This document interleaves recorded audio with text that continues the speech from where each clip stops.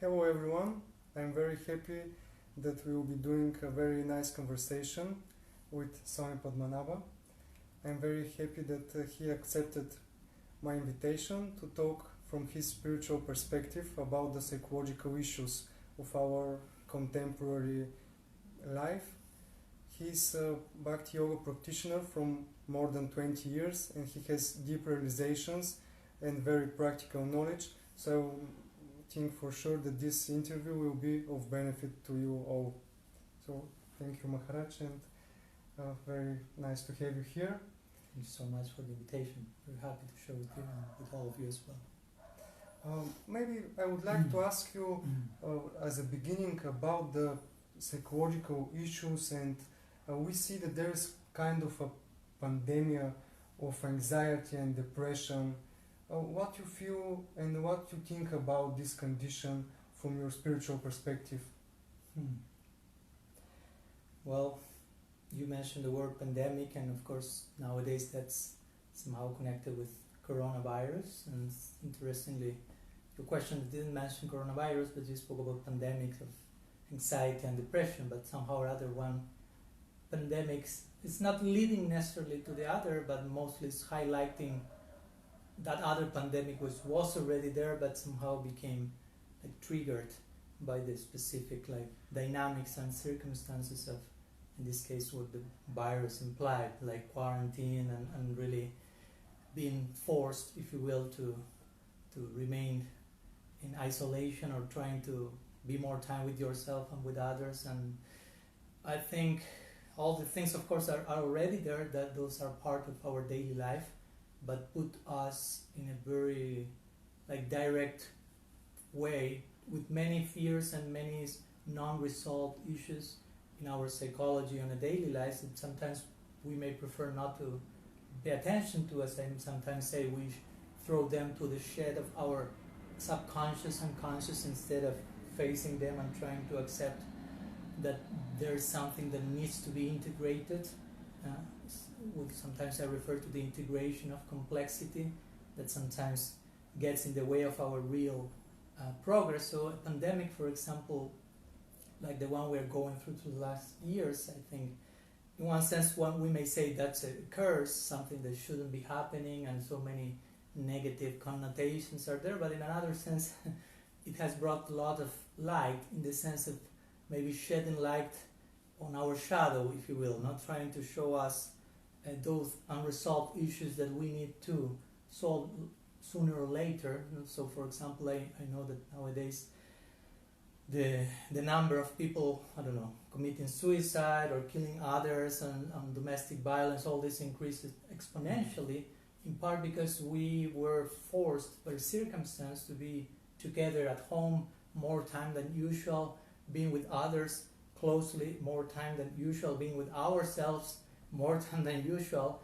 and maybe we realized we didn't know too much what to do with that. We realized we were not ready for such a situation, and the result of that was whatever the form it may take: depression, anxiety, violence. With all of them are, according to the view of yoga and Vedanta, not so much the problem in itself, but the different symptoms of the real and only problem that we may conceive, which is lack of, if you will, lack of education. We call that in Sanskrit terms avidya, which means vidya means education or knowledge, and avidya means lack of education about who we are and therefore who others are as well, and what everything is.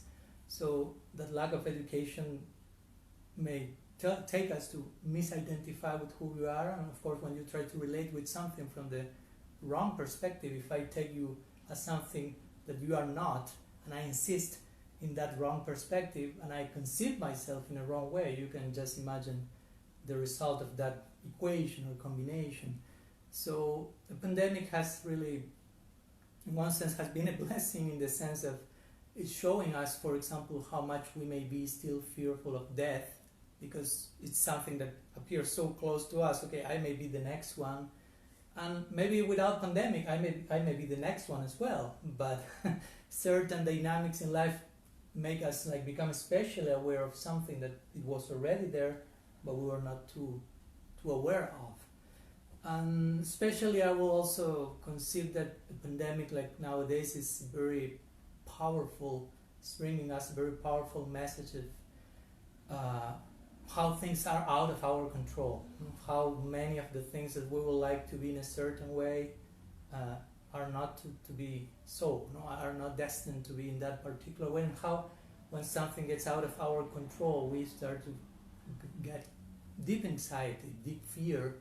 Because out of our control implies there's no control, or there's some other control, but it's not mine, and I have maybe not learned to trust that other control. Because actually, as I always say, one nice Buddhist quote once I read, there was a person meditating very peacefully in one lake, in one picture, and the quote said, "Relax, everything is out of control."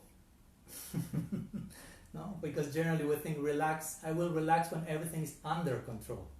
But the quote says everything's out of control. Not out of control in every sense, but out of your control. Which doesn't mean we should be lazy and not do our part, but we should understand in the bigger scheme of things, in the bigger picture, we are not to control everything that is happening. And when something is throwing us out of our comfort zone, sometimes that becomes too uncomfortable, and we get too nervous or too violent, too bewildered, and we may act in ways that we ourselves may be surprised. Why did I do that? Why did I do this? And so on. So some ideas, and of course one more thing that comes to my mind in connection to a pandemic like this one, it's also showing about how much, again, everything is not in our full control, but at the same time we have free will, and there is some place for controlling what we choose in our life. So when we do not choose in the proper direction, for example, when we choose to damage the environment and the planet and nature, there is a point, if you multiply that for millions and millions of people doing that at the same moment, there is a moment that planet Earth will say, enough. No? So there will be some kicking, like saying, give me a break. No? So this type for me of pandemics also has a lot to do with that, with trying to realize, okay, we were not behaving that properly as a species, as a human race. We were not that human, actually. So all this that seems so unbecoming maybe is coming to us to teach us a deep lesson. Sometimes the deeper lessons are the harder ones or the more painful ones, but as we always know, pain does not necessarily mean that the situation is painful in itself, but I am perceiving it as painful. Because for other person the same situation may not be painful. So the question is actually why this is painful for me. And of course that judgment comes in our own minds, in our own hearts. No? So some ideas that I think could help us to realize what's the background, the underlying invisible background to all these statistics and numbers, the increasing of violence and anxiety and depression, how we should turn more inwards and not be afraid of that, of course, trying to get proper advice, proper guidance, and gradually entering more in touch with our deepest sides. As the more we do that, the more we will be able to deal with any situation that will come in our lives, that may come at any moment without our having planned that things. No? Yeah, very important points you mentioned. One thing about the integration of complexity and the losing and the sense of control, or appreciating that we don't have control, many of the psychological issues come from that root. I feel that I don't have control, and this makes me feel unsafe, that I'm in danger. And from these opposites, in one way I fear that I'm not in control, in the other opposite I try to gain control, and we start to gain control to intrusive thoughts, compulsive behaviors, and all these are like coping mechanisms. So how can we integrate that complexity? Yeah, as with many other things, you mentioned these two extremes, not this black and white tendency that we jump from one extreme of the pendulum to the other, but generally, of course, all the sages from all traditions actually have recommended what we may call the middle path, no? Trying not to go to the extreme of I want everything to be under my control. It's not possible. You can try as much as you like, it won't work. But not to the other extreme of nothing is in my control, everything is chaotic, there is no ultimate sense of meaning or order or purpose in the cosmos. Some people get to those conclusions. They basically conclude there is no ultimate meaning, purpose, order, everything is chaos. So that's a dangerous stance to take also, because not only you may get discouraged or depressed, but you may get just like no sense of morality whatsoever, because if there's no purpose, I can do whatever I like and it's the same. So that can take to so many dangerous situations. So I would say that trying to find a middle point in everything is the healthy and the situation and the healthy stance to take. For example, when I say everything is out of control, actually I do not mean again everything. There is something that I can control. There are some choices I can make now, today, and it's my responsibility to do so. But the problem is that some people get discouraged when they feel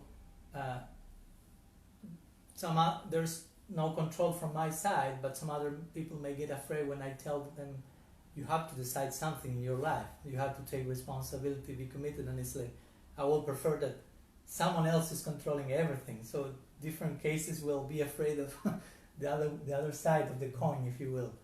But the healthy idea will be, again, that most of the things are out of my control. Doesn't mean that everything is out of control absolutely, because that will imply if it's not under my control, it's out of control. And it doesn't work like that. I mean, we are not the ultimate center of reality.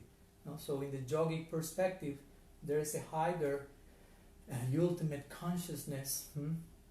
Different names are ascribed to it in different traditions, but there is a higher agency, if you will, of control, of harmony, of ascribing the result of our actions, which is a very important point in the Indian outlook, karma, which means whatever you do, it's carrying some implications, some reaction. So it's not a chastisement law, but it's an educational law that you learn through making mistakes sometimes. But the spirit of the law is trying to uplift you, to upgrade you. So I will say it's healthy to understand actually the fact that some things are not in my control. Most of them doesn't mean that A, everything is out of control, no, and B, I have nothing to do, no, I have something to do. So there's one part of each one of us as beings, we call it free will, however you may like to put it, and there is responsibility. And again, we may be afraid of responsibility, but in responsibility is growth, is progress. So no matter how small may be the choice that I can make today, I mean, if I do it properly, that will give me in tomorrow or later today a bigger chance of making better choices and deeper choices and broader choices. In the beginning, if we do not exercise our will in the best possible way, we may feel contracted, but the more our choices are better informed, the more our will be free will. Now, free will doesn't mean I can do whatever I like. It doesn't work like that. But the yogic tradition will recommend try to contact reality in such a way that you realize that there is some underlying control. And the control is not a bad word also, because sometimes with control we may connect with dictatorship or authoritarian regimes. But you can also control someone by love, by affection. The great example is the mother and the child on her lap. The two of them are controlled by each other, by the force of love. And the two of them are okay. It's not that I don't want this control anymore. The two of them are charmed with each other. So there is a possibility of control through love. And for us, that's the ultimate control in life. How everything is under control in life is through love. And until and unless we learn to love ourselves, we won't be able to fully grasp and understand how everything is controlled by love. How love is the ultimate force in the universe, basically. Oh, very nice. In this context, many times in the psychological issues presents one problem. We go to one of these opposites: self-sacrifice or self-love or self-sufficiency. Many of the people I meet on everyday daily basis, they have this tendency to over self-sacrifice, like neglecting needs, suppressing some desires, feelings, and do everything for the others, everything for the work, and go to that extreme. And when they reach some burnout, they go to the other, only self-sufficiency, ultra-independence, no mutual self-worth, like putting some barriers and like this. And this is also like maybe one thing to integrate, but what are your thoughts about that? Yeah, again, we are speaking in the same, we are on the same page, speaking about integration of complexity and these unresolved extremes that actually are two faces of the same coin. So one side extreme of self-sacrifice, which maybe closely tied with codependence, where I really give myself in a toxic way, unhealthy way for others, but also it's not ultimately in for the pleasure of others or in the service of others. I actually take that stance because I want to obtain from them a certain reaction that will serve my purpose of my existential void, if you will, that I need to fulfill through them. Actually, I will slave myself to them, so they slave themselves to me. They become my, and react as I will need. So it seems like self-sacrifice is something very like honorable, but in the ultimate underlying thing is still some personal need that I need to fulfill. But I'm not doing that, of course, in a healthy way, because as you mentioned, I'm doing like denying even my own individuality, and I'm going to extremes. And the point is that I won't be able to really please other persons in a substantial way if I'm not trying to be myself the best that I can. I mean, if I'm trying to deny my own individuality, externally it may seem everything is okay, but internally I will feel something else is going on, and it's not okay. So self-sacrifice in the context of, I mean, it's not bad. The word sacrifice is not a bad word. It comes to sacrificio in Latin. I speak Spanish, is quite connected. Sacro officio, which means like sacred, sacro. Officio is like work. So sacrificio, or sacrifice, means like sacred engagement. So that's the real idea of sacrifice. I know that sometimes in practice people have misunderstood the term, and now you hear the word that you may not like to hear it again, if you will. But real sacrifice means I accept to certain challenges in my life that I feel themselves as difficult, but I know they are helping me to become the best possible version of myself. It's on that sustainable level. It's not that I over endeavor to the point of burning myself totally, or to the point of self-denial of my own individuality, but as an individual I try to accept the challenge of becoming a better person every single day, and sacrifice means that, like a healthy pinching, if you will, to grow today a little bit, tomorrow a little bit, because as I always say, if we don't go for the difficult things, generally when we hear something's difficult, we tend to evade that, like to escape from that. We want the easier way, the easier path, but actually if something is easy, means there's nothing to learn from that. I already know how to do that. There's no challenge involved, and it's boring eventually. If I play guitar and I already know how to play some particular scale, and my teacher doesn't give me something more difficult, I get discouraged. I would say I will stop coming to these classes. But if he gives me something extremely difficult to the point of being impossible, I also get discouraged. So I get discouraged when something is impossible and when something is easy. So the middle point between easy and impossible is difficult. So this has to do with this idea of trying to do some sacrifice in a healthy way, embracing my individuality, because that's a big challenge also. Sometimes it's easier to just go with the current, if you will, do not think as an individual and just do copy paste of whatever everyone else is doing, saying, thinking.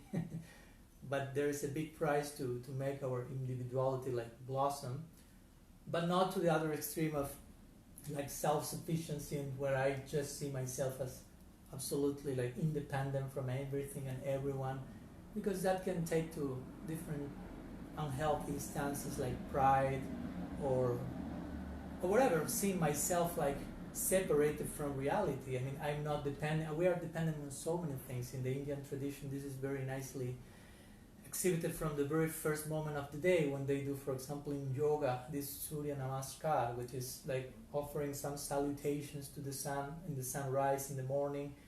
And this is not only some physical exercise and movement, but has to do with acknowledging, oh, without the sun, there is no light. Without the light, there is no life, basically. So our daily life depends in so many ways from the sun. So we have minimum to look at him once a day and say thank you, some gratitude, like implying I'm not independent in regard to this self-sufficiency.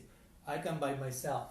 Well, if I take the light of the sun, the air you are breathing, the water you are drinking, and not only from this bigger cosmological reality, but even so many people in your life that is giving you support, affection, knowledge, nourishing. I mean, we are interdependent. We have our independency, if you will, but it's in the context of healthy dependence. There is a place for being healthy. As I gave the example of the baby and the mother, the baby is really dependent on the mother, but it's a healthy way. It's not something that the baby says, I want to be independent now, leave me alone. He's receiving affection and nourishment. So again, we should try to find the middle path. No? That is, I have my individuality, I have to take responsibility for myself, but also I'm a part of a whole. So there are so many other things that are playing their role, and I'm depending on them, so I should be humble to acknowledge that, to be grateful for all those many things I can't provide to myself independently.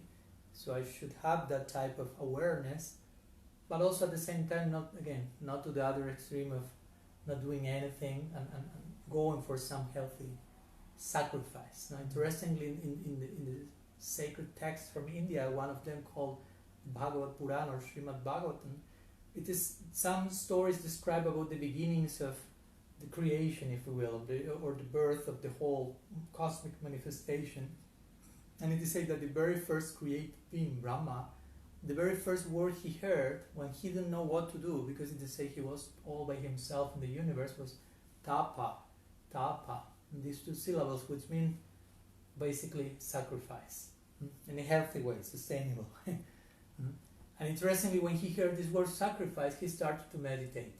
He started to look deeper into himself. Not sacrifice doesn't necessarily mean externally, physically, like doing something extremely extreme, but just maybe looking inside. That may be a whole sacrifice for most of us who are living nowadays in a particularly distracted society and world. So, some ideas.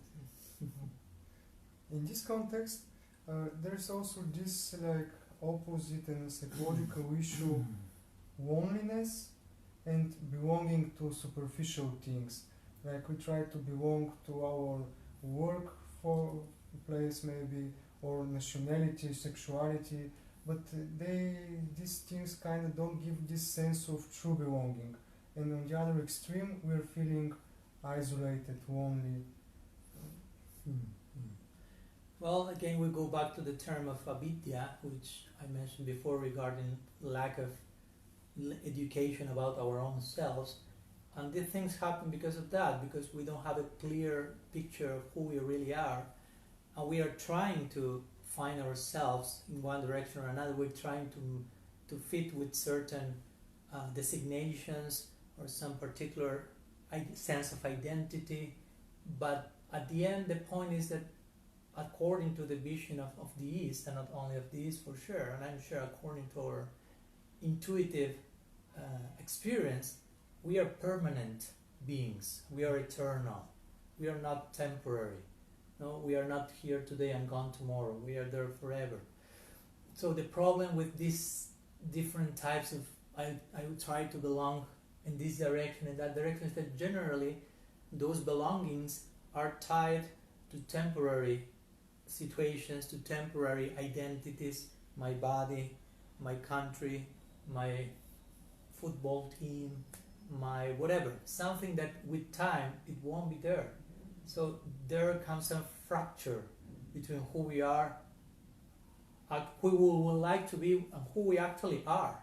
Interestingly, instead of trying to become something, we should pay attention to who we already are. And sometimes that's the problem. We are trying to add designations and things on our sense of identity, but material possessions, money, extreme sense enjoyment, to belong to something, or make people or things to belong to us. No, this type of polarities we spoke the other day. Sometimes our sense of I depends on our sense of mine.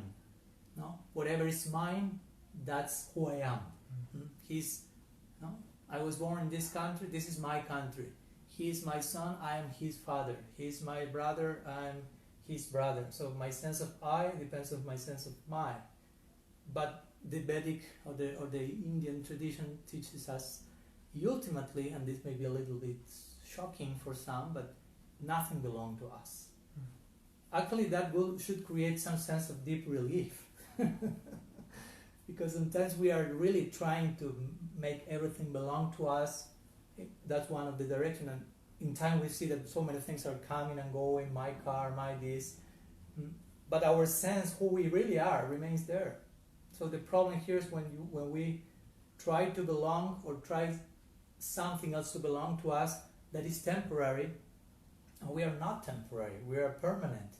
So this is this clashing of realities, temporary versus eternal. We are eternal, so according to the vision, knowledge, wisdom of yoga, we are eternal, and we should try to belong to the eternal. We should try to feel this belonging, and we should try to understand that's our ultimate permanent identity. And when that is properly established and we are leading our life in that way, fear basically disappears, because fear, which is, I will say, the most pervading experience in the material realm, if you will, is because of that. Fear of death mainly.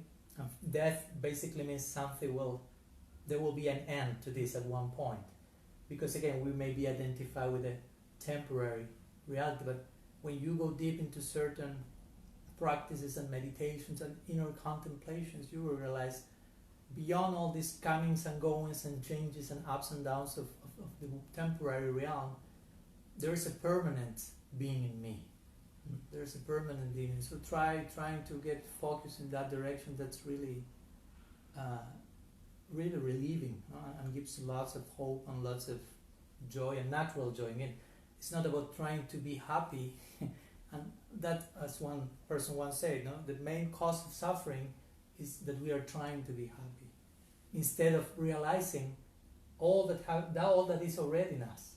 So we are like sitting on the treasure.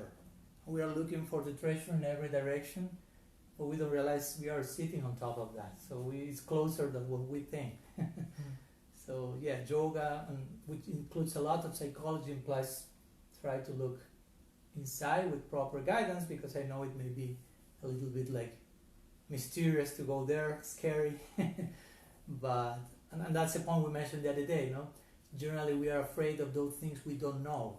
So even if we have a beautiful and bright potential waiting for us, if it's unknown to us, we may be afraid of that only just because it is unknown, not because it is bad, just because something that is unknown creates certain sense of fear. But in time, it's nice that we get accustomed to deal with the unknown, because what is known, again, as I mentioned, is part of the comfort zone. It's part of something that ultimately is boring and not fully satisfying. So we need to go deep to this idea and really understand how to accommodate this sense of belonging in connection to permanent values, to our permanent being, who we are.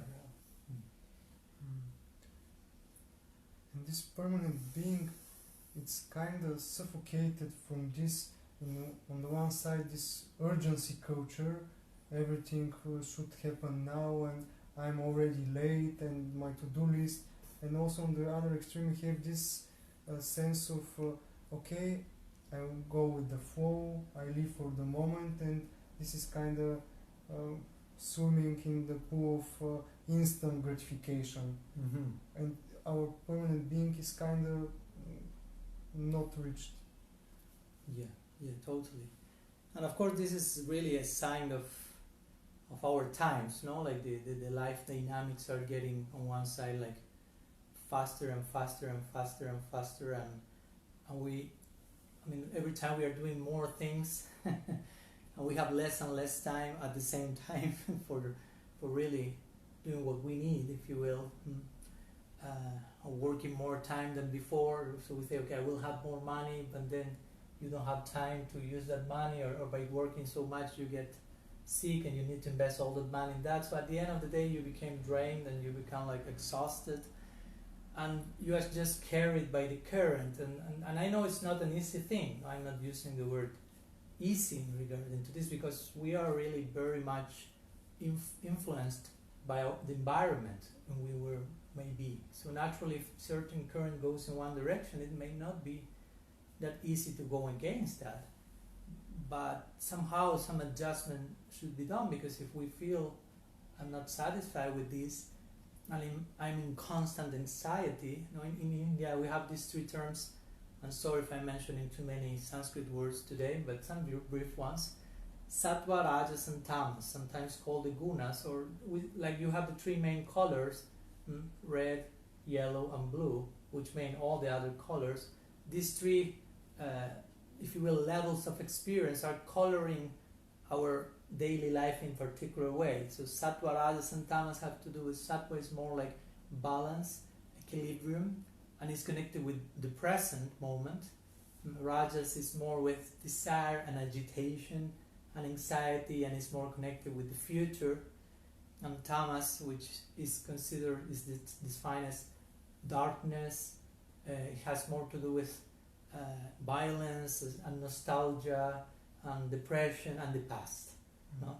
So sometimes we try to, again, regarding these three phases of time, of course the most recommended thing is try to be in the present, but as I would say, in a particular way, because sometimes we try to escape the present and fly into the future with this like anxiety level. I need to do this, I'm not going this, I have, and always we are looking towards something that will never happen actually, because when you are there, you already are looking to something more in the future and to something more in the future, and you are never living in the present moment. And the present moment is the only moment, as one sage in my native country Argentina said, Facundo Cabral, he said, try to get accustomed to live in the present, because you will live there for eternity.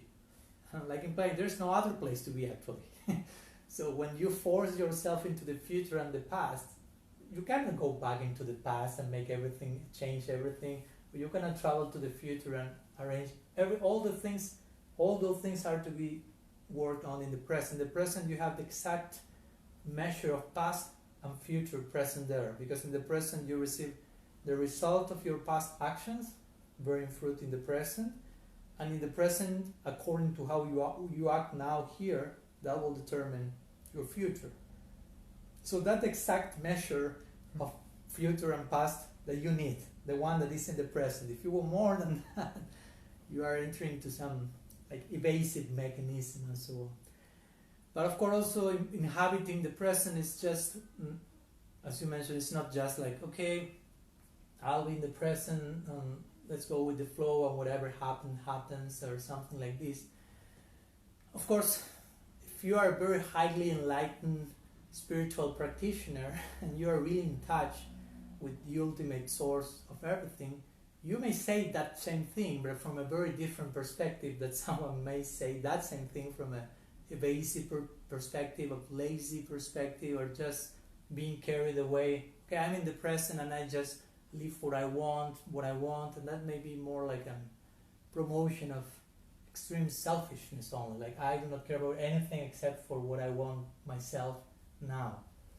And you can ask those people how satisfied they are, and really and how deep is their daily experiences. And I'm sure by such a stance, it's not possible to, it's not sustainable to begin with, no? Because if you really are attentive to what's coming to you in the present, really attentive, is so much sacredness coming, so much revelations and insights you will receive in the present that you won't just say, oh, whatever I like, I will try to obtain that in a whimsical way, in a selfish way, but you will mostly like witnessing a revelation that is constantly coming to you in the present moment. That's what's going on actually.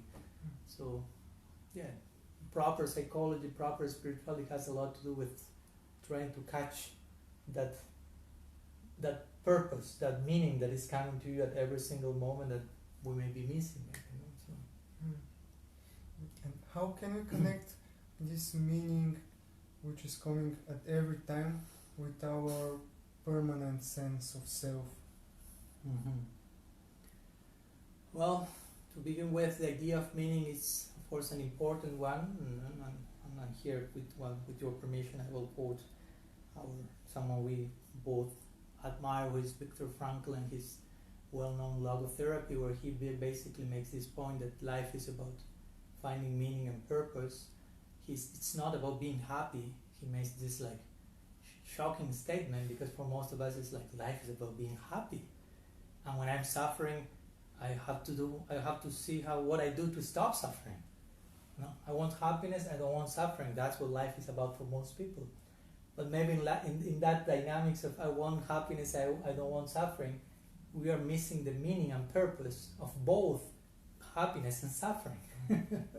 We may just running after superficial happiness, some temporary sense of enjoyment in our senses, but no deep meaning related to that. And then some suffering may come as a result of that search of false happiness, and we may not be either very deep and introspective what this is teaching me. So Viktor Frankl say actually the meaning of life is not happiness. Of course it's not suffering also. We are not promoting masochism, but the meaning of life is purpose, is meaning. And the meaning of life is meaning, if you will, no? Is to find meaning into whatever you are going through. If you are going through a very joyful experience, which is okay, try to reach purpose in that. Do not just be distracted, or anesthesia, I'm suffering, I want to be happy. And sometimes even when we suffer too much, we will think that happiness is just stop suffering, which actually is not the same as being positively happy. But the point is, whatever the case, you may be being happy or you may be suffering, and instead of trying to escape from suffering, we should understand what this wants to teach me actually. What's the teaching there? All of our main sacred texts in India start with this type of breakthrough situations, are really with deep existential problems. The famous Bhagavad Gita is a dialogue between Krishna and Arjuna. And basically Arjuna is in a situation when he has to fight in a battlefield. He's a warrior, and he on the opposite army are all his dear relatives and friends. For certain circumstances, they happen to be on the other side, and he is expected to fight. Of course, also this represents one's own attachments and fears, and Krishna, like the guru or teacher, is saying, fight, kill them. Again, we are not promoting kill your relatives, but kill those things that you are attached to in a temporary way and that are actually making you suffer, and we may be afraid of that. And another book also, like the Bhagavad Purana I quoted before, there is a famous king there that is cursed to die in 7 days. So again, all these shocking scenarios. Imagine if someone comes and say, you have 7 days to live, which is okay, so which is my list of priorities in life, where I'm pointing to. And death, in that sense, is very, I'm sorry if I'm going sidetracking to other directions, but it's part of the reply. That death, in that sense, is very important, because death puts life in context, basically. Generally, we live as if we are not going to die. Of course, in one sense, we are not going to die. As I mentioned, we are eternal. But at the same time, it's okay if you understand you're eternal. But if you are not identified with your eternal side, we will leave this body. That's the idea. In India, they do not say die, by leaving the body, changing body. So the point is, generally we live as if that will never happen. Because in one sense we have the intuition, I'm eternal, but at the same time we may not be fully aware of that, and we live this human life without understanding it has beginning and end, and getting attached to things that at some time we have to leave and so on. So the point is that, of course, is if someone tells me you have some few hours to live, immediately I'm sure all of us, we may be having so many ideas in mind, I have to do this, I have to buy this, but if you know you have some few minutes left, the real priorities should come on the surface. And all the other things, quickly you realize, oh, this was superficial. But the point is why I'm allowing myself to be distracted with all those things on a daily basis and not retain the real priorities always. Well, maybe because I think I have so much time and I can do whatever I like, but when the moment of continuing our journey into another body comes, we may be like terrified, what to do now. So it's important that all this is connected to your question, like purpose in connection to our permanent self, our real self. From permanent self, it means we are permanent, our self is permanent, and the fulfillment of our self, according to, specifically in this case, to my tradition called Bhakti, which has to do with, it's one of the different Vedantic traditions, old ancient philosophical schools of thought in India, a theistic one, where the emphasis is a lot on what we call Bhakti, or devotion, or love. So for us, the ultimate sense of purpose that is tied to our self as a permanent being is not only that we are eternal, which is already a lot. I mean, when you realize, have a glimpse of, I'm eternal. I remember having that experience some 20 years or more back, like one aha moment, like someone was saying in one lecture, we are eternal, and for a moment I had full experience of what does it mean to be eternal. It was such a huge relief. I mean, everything was perfectly okay. And for a moment you realize all my problems are tied to this identification with the non-eternal. But interestingly, in this tradition, it said eternality is just one aspect of who you are. So there speaks about Sat, Chit, Ananda. So Sat means you are eternal. Chit means you are conscious. You are not just inert for eternity, but you have the capacity of being aware. But the point is, there's one more ingredient that we need to make the whole equation be fulfilled, which is Ananda. Ananda means love, basically. The bliss that comes from loving. So we can be eternal, but it doesn't make too much sense if we are not conscious. We can be eternal and conscious, but if that being eternal and conscious is not taking us to the ultimate experience of love, we can be eternally conscious of suffering, and that's not very nice for anyone. So it all converges into this ultimate idea of Ananda, which has to do with finding bliss. But bliss, again, not so much into like superficial, quick happiness, but into purpose. Now, when we really understand, the idea here is not so much I will create my own purpose to everything. I will make purpose to everything, but I will discover the inherent purpose that is embedded in everything. And I know we are now in postmodern times where the tendency is whatever you feel subjectively, that's reality. No? There's nothing outside, you create your own thing, so whatever is good for you, that's okay. But that's also a dangerous idea, because if for me it's good to kill other people, I mean, I'm just justifying something that is terrible. So our idea is not so much create your own purpose, but try to understand that reality in itself has a purpose, and the meaning of life is to really discover that purpose on a daily basis, more and more and more and more, and find ourselves there. And that's a whole journey. And there's of course not any magical formula that you press a button, you are there. But it has all these nuances and ups and downs that in our daily life that we will go through, that will make actually our life worth living also, so. And what could be some questions that we could ask ourselves on everyday basis to align to that search? Well, first of all, I will say that we could ask to ourselves,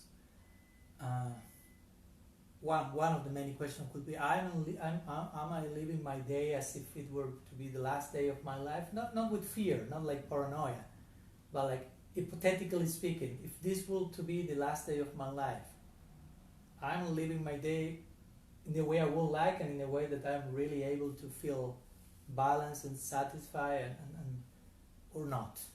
Because sometimes this idea is there. We are not living our life as we are supposed to, or as we would really like to, in a healthy way, and we let ourselves be trapped by so many things. But sometimes that creates the vicious circle of shame and guilt, and I'm not doing what I'm supposed to do. I would really like to do these other things, but I'm not doing them. But maybe I'm not doing what I should do to do them also.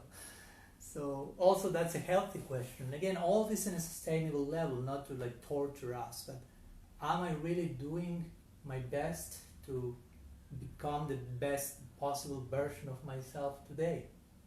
Because I think we were speaking about that yesterday.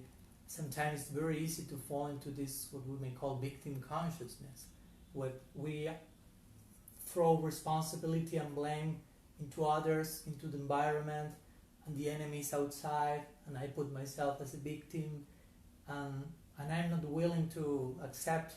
I could do something in my side to upgrade myself, to maximize my situation, instead of demanding others, you should become better because you are making me suffer, you should change this because I'm not comfortable with that.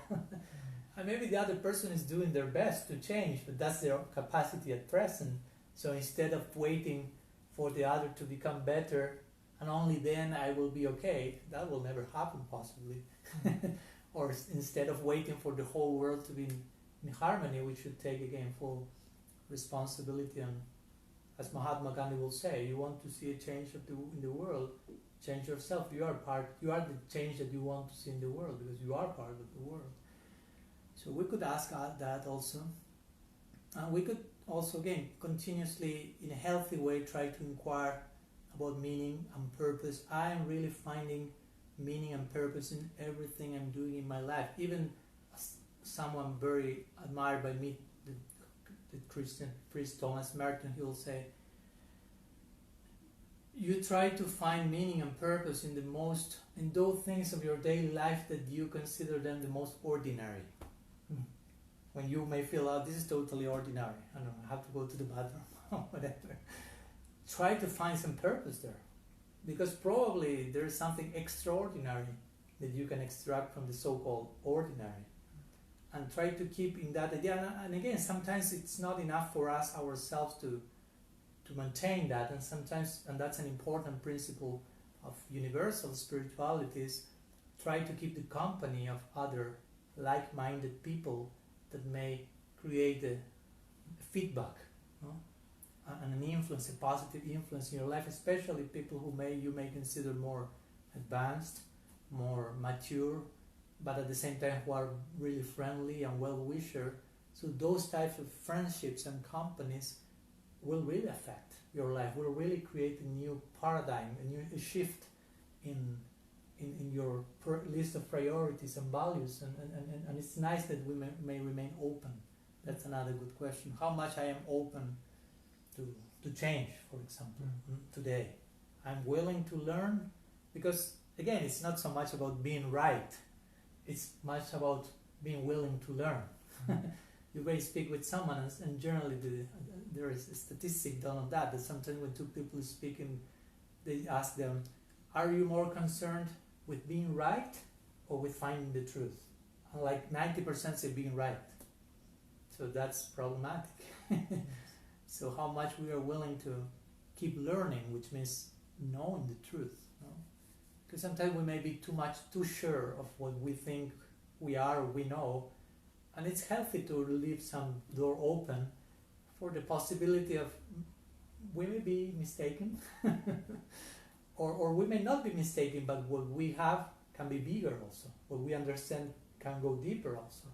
When we reach this type of absolute idea, this is everything, I know everything, and this, you are not giving any more space for progress. So you will feel immediately stagnated, like stuck. No? So those types of questions, I think, and of course, how how I am relating with other people, how nicely I'm communicating. Communication is such a crucial aspect of our life, how clear I am in my communication, how much I'm willing to hear the other people. Again, not like from doubting extremely about my integrity or getting into paranoia, but a healthy inquiry. Like, how can I do it better today? A little bit today, and tomorrow a little bit more, and so on and so forth. No? In this context, sometimes even when a person already starts to search for meaning and it's open to learn, gets to that extreme and it's caught up in that life trap of perfectionism. Like, we want to be perfect, we want to do everything in a perfect way, and even that we want to, I see the lesson, I want to learn, but that starts a bit neurotic to be, and on the other extreme, I'm too vulnerable, I'm too weak. And people think that if I escape from this perfectionism, I will be too vulnerable, too weak. So I cannot let myself in that. I need to push more. Yeah, again, we have the two extremes that need to be reconciled and properly integrated, because if you are looking for meaning, ultimate meaning, what to do, because there are levels of meaning. Now you can say, like, on some level of meaning, but what's the ultimate meaning of everything? And when you really get in touch with ultimate meaning, you realize this is infinite. This is eternal. I'm eternal, and the ultimate meaning is eternal. There's no end to this. How deep can I go here? So the idea here is that perfectionism is not a very good stance to take in front of the infinite, if you will. Because, I mean, that will get you neurotic, basically. And generally this necessity for perfection, at least in our tradition particularly, we'll say that's more a demand of the ego than a necessity of the heart. The heart doesn't need perfection. The ego wants perfection, everything to be perfect. And of course, we live in a society that sometimes presents this idea, everything is perfect. In publicity, everything looks perfect. And we even subliminally, unconsciously, we feel this pushing, this pressure, I have to be perfect. Because everyone is perfect, and it seems you will only be successful if you are perfect. Or at least if you present yourself as perfect, and you have to put the Photoshop in your picture in Instagram, and you have to be perfect, because you are full of fear that if I'm not perfect, nobody will love me, nobody will accept me, I will remain alone. So you try to be perfect out of fear, but which perfection is that one? So real perfection comes out of faith, compassion, and love, and confidence. I mean, real love and what I would call unconditional love. Generally, in this world, we are really fearful, and for us, that's a good way of putting that. We sometimes find so much difficulty in recognizing our mistakes, because we are so fearful that if I accept that I'm wrong, I'm imperfect, people will stop loving me, because this narrative is there subliminally.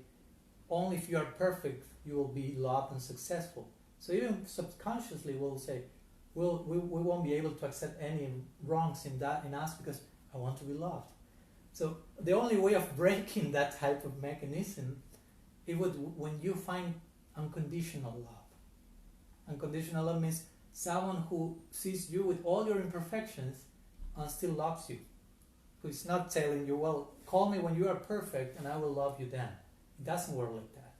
Sometimes in this world, the relationships do not work because of that. Because when we start a relationship, we kind of have an existential void in our heart, and we see the other person as having the same size of our void, and the other person is thinking the same. I have this hole here, and that person seems to really fit, but you idealize the other person according to your fears, and you project, oh, she's perfect, oh, he's perfect.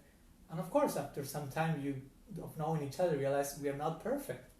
And it's so difficult to continue loving each other with imperfections included, but that's what love is about. Love is about, I love you no matter how imperfect you are. And ego is, first become perfect, then I love you, which is not very loving. So generally, in that connection, for us, perfection is not so important because we can love without waiting for the other to be perfect. And when you yourself become perfect, there's also no limit to that, spiritually speaking, because it's connected with the eternality of the soul, with the infinite. There's no limit to perfection. So it's a way of saying perfection, but actually, like if you receive a PhD and you could say that's the perfection of psychology, but on top of that, you can continue developing your career without limits, even though you reach the technical level of perfection in this world in that career, but you can continue growing without limits. So on one side, this idea of perfection, and regarding vulnerability for us, that's of course not necessarily a bad word, because to be vulnerable doesn't necessarily mean to be weak or to be like to have low self-esteem or to play the victim. It can happen in that sense, of course, and it's not healthy with this extreme of perfectionism. But I think a good key to avoid this extreme is to understand that actually there's a place for healthy vulnerability. But again, we go back to this moment of unconditional love. We are fearful of showing ourselves vulnerable because sometimes in this work we have shown that side of us and we have been exploited because the other person didn't know what to do with our vulnerability also, because it's such a delicate moment and valuable thing you are showing, that if you are not trained and educated to know how to honor or respect others' vulnerability, you may end up destroying the other person, even without having the intention.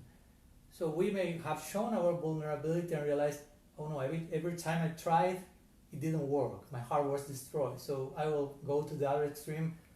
I will be perfect.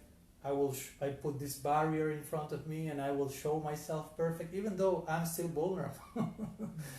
So the point is, it's not problem in being vulnerable. Actually, it's a great potential in vulnerability. There is a lot of empowerment in it, but only when you express that vulnerability in the proper context. Again, when someone who has unconditional love, who's loving you despite your faults. So you show yourself in this vulnerable side, but you are receiving affection, you are receiving compassion, understanding. So vulnerable means I open myself extremely to be affected, but whatever is coming, be good or bad. So if that's good, I mean, that's super empowering, if you really show your vulnerable side. But we should know, again, where to express that side of us, knowing that unfortunately not every person is expert in dealing with their own vulnerability and therefore with others' vulnerability. But if properly done, both this idea of perfection and vulnerability can be nicely integrated in the context of unconditional love, not conditional love, under conditions, under a contract. But that's importance again of good company, good friends, good guidances, elders that we can learn from, and we can receive this deep emotions and deep wise advice as well. The Sufi poet Rumi has a nice quote, you need to break your heart until it opens. So it's kind of in that direction that you need to... And in Japan also they have this tradition called kintsugi, where if a porcelain jar breaks, generally something breaks, we will throw it immediately and buy a new one.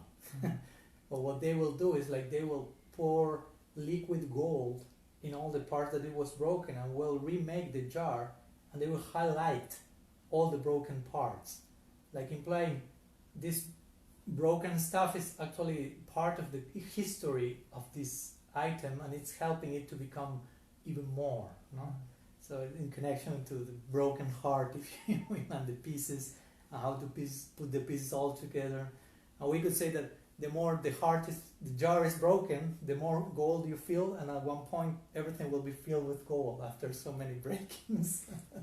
So in the same way, we need sometimes to go through these strong experiences in life, but we have to have confidence and trust. It's not that we will get lost and will be broken completely, but if we do experience them in the proper context, with proper guidance, proper light, even those most painful moments will end up like being this pure gold, filling our hearts and making it like something more and more brilliant and valuable, basically.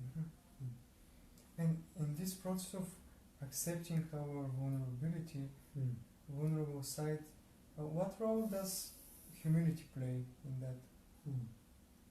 Well, that's quite interconnected, because without humility you cannot acknowledge your vulnerability, basically. Humility, again, is not something undesirable. No, it's not something that I lend myself to be abused by others. Like I'm extremely naive and everyone is taking advantage of me.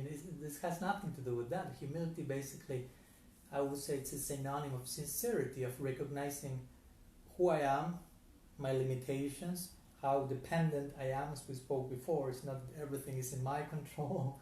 And all the things that I realize, yeah, there are so many elements that I am depending on, and I'm so easily affected by so many things, which is not, again, necessarily bad, but that creates a moment for vulnerability when I realize I'm not omnipotent and super capable of everything.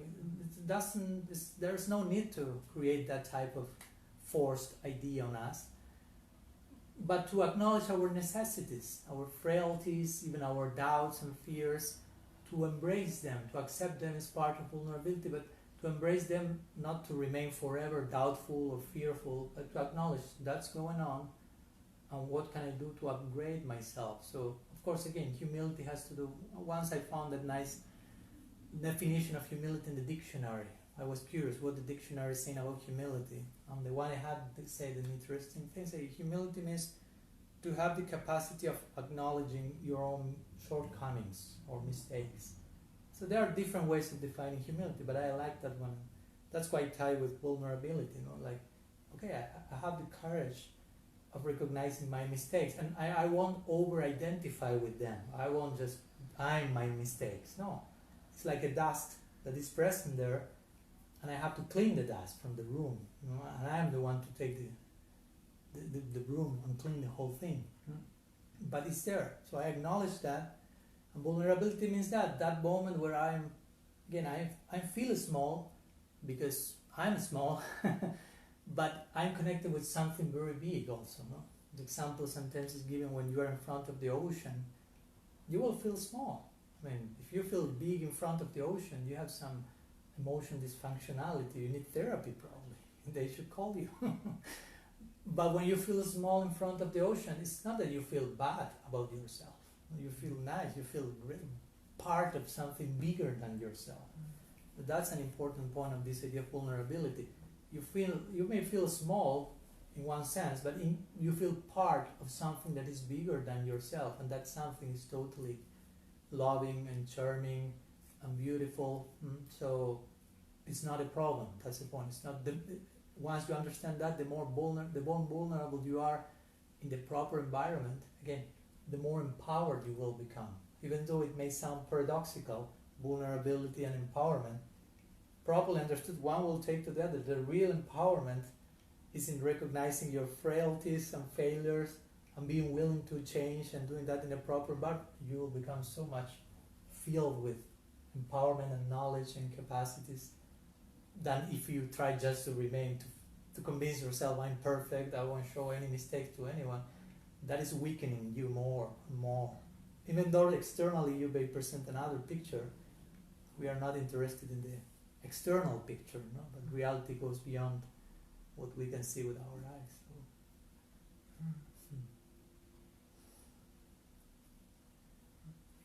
In that sense, what are some, I know that this is not a cheap thing, but how in our everyday life we can feel this connection to the bigger thing, to the bigger context, and really feel that empowerment coming from that side? Well, I would say that it's important to, as much as one can, but this is a very traditional practice in different schools, try to make yourself some time in your day where you stop everything you're doing and try to meditate and pray or enter in contact with some sacred chants. Different people will have different traditions, but try to enter in touch with the most sacred space inside of you. Try to stop all these like intense dynamics of daily life that are there, and we should attend them, but also it's good to know when to put pause, and for a minute try to focus on certain books of wisdom and hearing the message of elders and wise people, and spending at least some minutes per day, begin with something that is sustainable. It's ideally in the morning if you can, ideally before starting your whole day. And I'm sure that if you are able to do that sustainably on a certain basis, day after day after day, at least some minutes, you will still start to feel, oh, this is transforming my life, my day, and therefore my week, and therefore my month, my years, my life, my person. And gradually, of course, there are certain ways of adjusting some habits you may have in your daily life. Of course, this is a very broad way of replying. Each person is so unique, specific case. But as much as you understand, okay, I may be suffering because I'm doing these things, I have these habits, these patterns of thought, they are not healthy. So the more you change your habits, that will create what we call in yoga language samskars, which means like impressions, different results, that in turn, different actions when done in different way, in a better way, create impressions that create new habits. And when you put all these new healthy habits together, they create a new sense of personality actually. And we realize, wow, I mean, I'm still the same, but at the same time, I'm not the same. I mean, I'm seeing myself in a new light, and therefore I'm seeing everyone else and everything else in a new light. But all that like radical, if you will, change of vision may start with some daily small great changes, if you will, in this pattern of thought, how I express myself, how I see others.